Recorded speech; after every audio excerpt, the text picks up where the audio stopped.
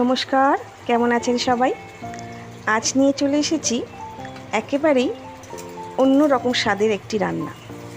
কড়াই দিয়েছি রুই মাছ, কিন্তু রাঁধবো আমি একেবারে ইলিশ মাছের মতো করে। তো এই রুই মাছকে ইলিশ মাছের স্বাদে করতে হয় কীভাবে, সেটাই আমি আজকে আপনাদের সঙ্গে শেয়ার করব।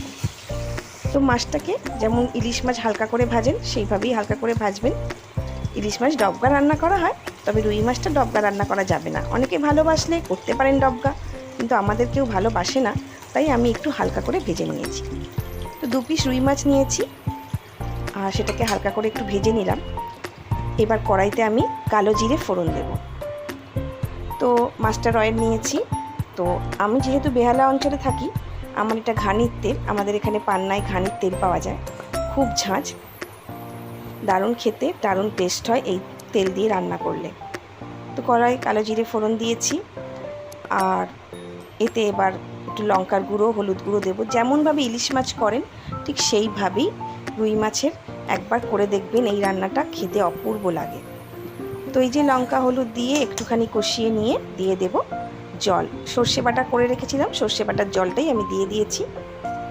আর এই দিয়ে দিলাম সর্ষে বাটা, 1 চামচের মতো সর্ষে বাটা দেবো, কারণ 2 পিস মাছ।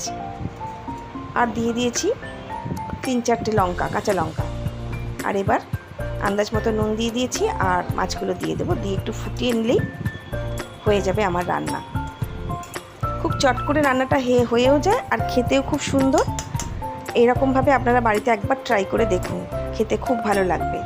পাবদা, পমফ্রেট সবই তো সর্ষে দিয়ে করেছেন, একবার রুই মাছকে সর্ষে বাটা দিয়ে করে খান, দেখবেন ভালো লাগবে। আর এই যে আমার কথা বলতে বলতে আমার অলরেডি মাছটা রান্না হয়ে গেছে। এবার আমি এটা প্লেটে ঢেলে নেব, আর এই প্লেট নিয়ে নিয়েছি, মাছটা ছেলে নেব। তো এই মাছটা এইভাবে রান্না করলে আপনাদের আর অন্য কোনো রকম পদ না রান্না করলেও হবে। আর ওই যে বললাম সর্ষের তেলটা একটু যদি ঘানি থেকে নেন, আশেপাশে বাড়ির সামনে যদি কোনো ঘানি থাকে, তো সেই তেলটা রান্না করলে টেস্ট আরও দুগুণ হয়ে যায়। তাই সবসময় চেষ্টা করবেন সর্ষের তেলটা ভালো ইউজ করার। আর এই যে একটু সর্ষে, ওপর থেকে সর্ষে বাটা দিয়ে দেবো। শুকনো গরম গরম ভাতে দারুণ জমবে। আর কাঁচা সর্ষের তেল ওপর থেকে একটু ছড়িয়ে দেব। তো আমার এই ভিডিওটা যদি ভালো লাগে, আপনারা লাইক আর সাবস্ক্রাইব করবেন। আর আমার এই ভিডিওটা দেখার জন্য অনেক অনেক ধন্যবাদ। আমার কাছে দূরে যেখানে বন্ধুরা আছেন, সবাই ভালো থাকবেন, আনন্দে থাকবেন, আর আজকে দিনটা আপনাদের অনেক অনেক ভালো কাটুক। তো চলুন, টাটা। আবার কোনো একটা ভিডিও নিয়ে আপনাদের সঙ্গে দেখা